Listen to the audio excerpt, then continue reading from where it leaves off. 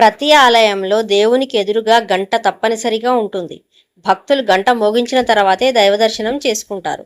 ముఖ్యంగా కంచుతో చేసిన జయగంటను మోగించినప్పుడు ఓం అనే ప్రణవనాదం వెలువడి కనీసం 7 సెకండ్ల పాటు ప్రతిధ్వనిస్తుంది.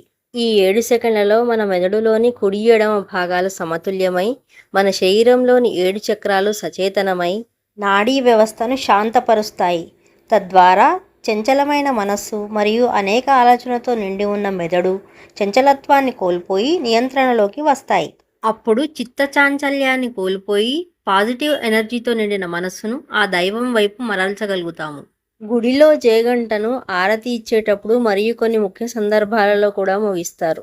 గుడిలో జయగంటను మోగించినప్పుడు గంట నుండి వెలువడే ప్రకంపనలు మరియు తరంగాలు గాలిలోని సూక్ష్మజీవులను మరియు బ్యాక్టీరియాను నశింపజేస్తాయని శాస్త్రవేత్తలు చెబుతున్నారు.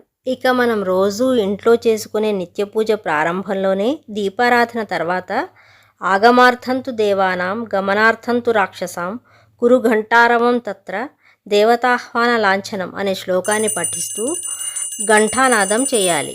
దేవతలను ఆహ్వానించడానికి మరియు దుష్టశక్తులను పారద్రోలడానికి సూచికగా ఈ గంటను మోగిస్తున్నాను అని ఈ శ్లోకం యొక్క అర్థం. ఈ శ్లోకాన్ని చదువుతూ చేతి గంటను మోగించాలి. అదేవిధంగా నైవేద్యం పెట్టేటప్పుడు, మంగళహారతి ఇచ్చేటప్పుడు కూడా గంటను మోగిస్తాము. గుడిలో లేదా ఇంట్లో గంట మోగించడం అనేది కేవలం ఒక ఆచారం మాత్రమే కాదు. అది మన శరీరాన్ని, మనస్సుని మరియు చుట్టుపక్కల వాతావరణాన్ని దైవిక శక్తిని స్వీకరించడానికి సిద్ధం చేసే ఒక అద్భుతమైన ప్రక్రియ.